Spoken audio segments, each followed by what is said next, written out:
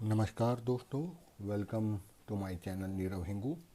और हस्तरेखा की इस सीरीज़ में आज हम बात करेंगे बुद्ध पर्वत पर, यानी कि जिसको अंग्रेजी में मर्क्यूरी माउंट या मर्क्यूरी माउंटेन कहते हैं। मर्क्यूरी जो माउंटेन है वो कनिष्ठ उंगली में आता है, यानी कनिष्ठ कहते हैं सबसे छोटी वाली जो उंगली रहती है अंगूठे के बाद वाली चौथी उंगली, जिसको छोटी उंगली भी कहते हैं, लिटिल फिंगर भी कहते हैं अंग्रेजी में, और हिंदी में उसको छोटी उंगली या कनिष्ठ उंगली भी कहते हैं। तो ये कनिष्ठ के मूल में जो फूला हुआ जो भाग है, यानी कनिष्ठ उंगली के नीचे वाले जो प्रदेश है, जो आपको दिखाई देता है उभरा हुआ जो क्षेत्र है, वह बुद्ध पर्वत कहलाता है।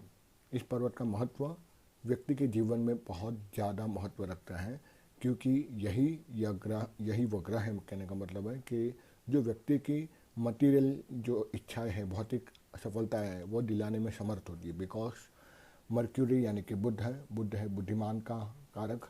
तो अगर सही बुद्धि रही तो उस बुद्धि से आप सही निर्णय कर पाओगे, और सही निर्णय से ही जीवन में सफलता मिलती है। इसीलिए बुद्ध बहुत ही ज़रूरी है हमारे जीवन के प्रत्येक क्षेत्र में।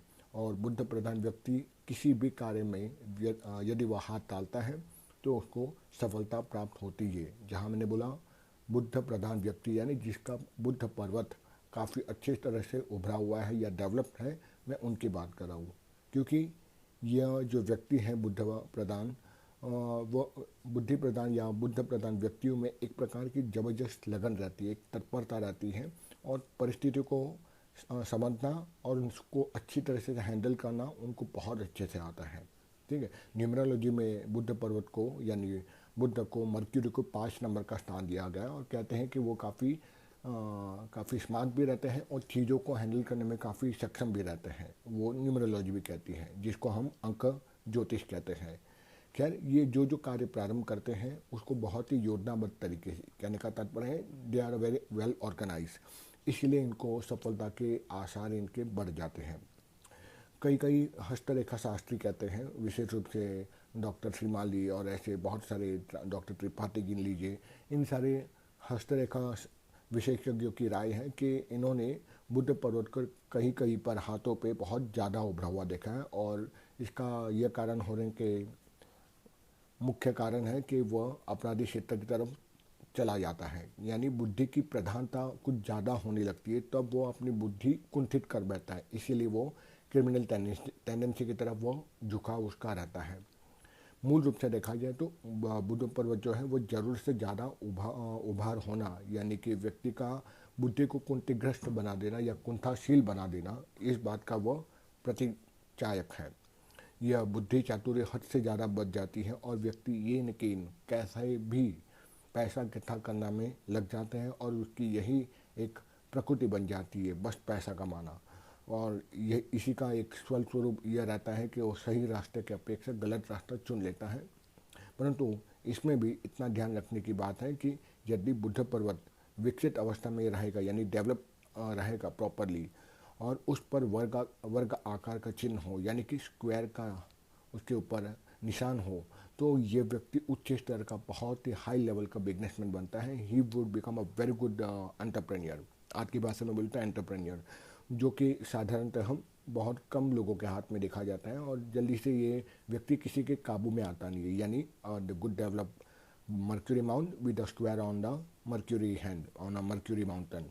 तो ये व्यक्ति किसी के भी काबू में नहीं आता, और कभी कभार अस्थिर मति का भी हो जाता है। आई मीन टू से थोड़ा स्टेबल माइंड भी नहीं रहता, मतलब बिजनेस जरूर अच्छा करता है, लेकिन sometime he become very impulsive also. यानी जहाँ मैं इम्पल्सिव बोलता हूँ वो पर्सनल लेवल की बात कर रहा हूँ।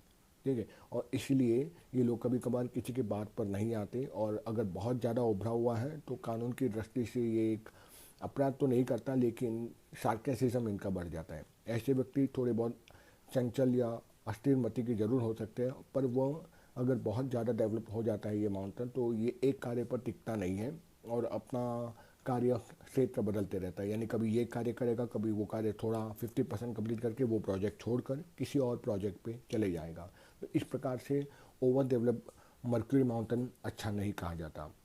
खैर, मैं बात करता डेवलप माउंटेन की, तो बुद्ध प्रधान जो प्रॉपर डेवलप माउंट रहेगा मर्क्यूरी का, वो व्यक्ति एक बहुत अच्छा मनोवैज्ञानिक बन सकता है। आई मीन टू से एक मनोविज्ञान को जानने वाला, ये एक साइकियाट्रिस्ट या साइकोलॉजिस्ट या ह्यूमन बिहेवियर भी बोल सकते हैं, ह्यूमन बिहेवियर को जानने में काफ़ी क्षमता रखता है बुद्ध पर्वत।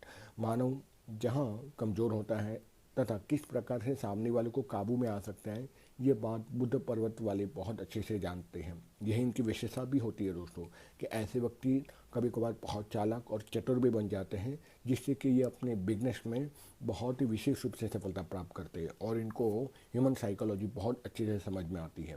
बुद्ध पर्वत प्रधान व्यक्ति की एक और अच्छी बात भी है, इसको पॉजिटिव भी आप ले सकते हो या नेगेटिव भी ले सकते हो, कि ये लोग बहुत अवसरवादी और कुटिल रहते हैं। आई mean to say they are very extremely extremely opportunist, और ठीक समय और मौके की तलाश में रहते हैं और सही समय पर उसका उपयोग कर लेते हैं। और ऐसे व्यक्ति व्यक्तिगत रूप से तो ठीक कहे जा सकते हैं, पर सामाजिक दृष्टि से ये लोग अच्छे नहीं कहे जाते, बिकॉज ये लोग पर्सनल रिलेशनशिप में भी अपॉर्चुनिटी ढूंढते हैं। इसलिए ऐसे मित्र वांछनीय नहीं है। I mean to say, sorry again मैंने हिंदी बोल दिया, वांछनीय मतलब it cannot be acceptable in to the society. ऐसा व्यक्ति एक सफल वक्ता और चतुर तो बन सकता है, लेकिन समाज में एक बहुत बड़े वर्ग को प्रभावित करते हुए भी प्रभावित नहीं करता। इसका जीवन यानी बुद्ध प्रधान व्यक्ति का जीवन केवल एक ही ध्येय रहता है उन लोग का, अगर बहुत ज़्यादा उभरा हुआ रहता है तो अर्थ यानी कि पैसा। They are always behind the money. अगर ज़्यादा उभरा हुआ है, मैं उनकी बात कर रहा हूँ। एक प्रकार से देखा जाए, द्रव्य को संचय करने में ये उचित अनुचित कोई ख्याल नहीं रखते। अध्ययन में भी ये व्यक्ति इतने डूब जाते कि कभी कभार ये व्यक्ति यानी कि अगर एकेडमिक्स में भी जाते, पढ़ाई में भी मन लगाते हैं, तो ये व्यक्ति बहुत अच्छे गणितज्ञ, दर्शन शास्त्री यानी फिलोसोफर और बहुत अच्छे वैज्ञानिक भी बन सकते हैं, और वैज्ञानिक बन के या अपने क्षेत्र में उभर कर बाहर आते हैं। इनकी बातों से स्वाभाविक रूप से पता नहीं चलता कि ये व्यक्ति इतना ऊंचे दर्जे का व्यक्ति बन सकता है, और इसीलिए ऐसे व्यक्ति बहुत अच्छे वकील भी बनते हैं, अच्छे वक्ता भी बनते हैं। आई मीन टू से गुड मोटिवेशनल स्पीकर, श्रेष्ठ अभिनेता यानी एक्टर बनते हैं, और बहुत अच्छे डॉक्टर भी बनते हैं, क्योंकि डॉक्टरी की जो लाइन है या डॉक्टर के लिए जो गुण देखे जाते हैं वो गुरु पर्वत से और बुद्ध पर्वत से भी देखे जाते हैं। लेखन के क्षेत्र में ये व्यक्ति बहुत प्रसिद्धि प्राप्त करते हैं, और यात्रा करना, ट्रैवलिंग करना, नेचर को एक्सप्लोर करना, ये उनका सबसे बड़ा शौक रहता है। घूमना फिरना, जलवायु परिवर्तन करते रहना और प्रकृति में घूमते रहना, ये एक प्रकार की इनकी पैशन रहती है। पर यदि बुद्ध पर्वत बहुत ही ज़्यादा उभरा हुआ हो, यानी हद से ज़्यादा एकदम गोलाकार हो चुका हो, तो कहते हैं कि ये लोग धन के पीछे बहुत पागल बन जाते हैं। बैंक बैलेंस इनका जीवन का एक प्रकार का एक टारगेट, एक ध्येय बन जाता है, और बैंक बैलेंस को पूरा ज़्यादा बढ़ाने के चक्कर में ये किसी भी हद तक जा सकते हैं, जो कि अच्छी बात नहीं है। सामान्य तौर पर बुद्ध पर्वत यदि देखो तो सूर्य पर्वत यानी उसके बाद वाली जो उंगली है उस तरफ इसका झुकाव रहता है, तो ये व्यक्ति आसानी से सफलता प्राप्त कर सकता है, यानी सूर्य का साथ देता है तो।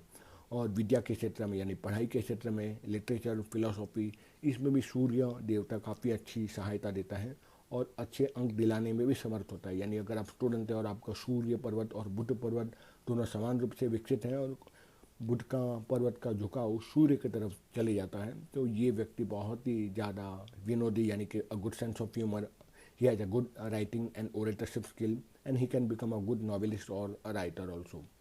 अगर आपकी हथेली लचीली हो यानी कोमल हो और बुद्ध पर्वत का उभार हो, जब ये दो कॉम्बिनेशन हो, और तो ये एक बहुत अच्छे मस्तिष्क को जन्म देता है, यानी बहुत अच्छा ब्रेन डेवलप रहता है। और इसके साथ साथ में यदि कनिष्ठ उंगली यानी कि मर्क्यूरी पर्वत की जो उंगली है वो थोड़ा उसका उंगली का सिरा नुकीला हो, तो व्यक्ति को बहुत हाई लेवल का बिजनेसमैन बना देता है।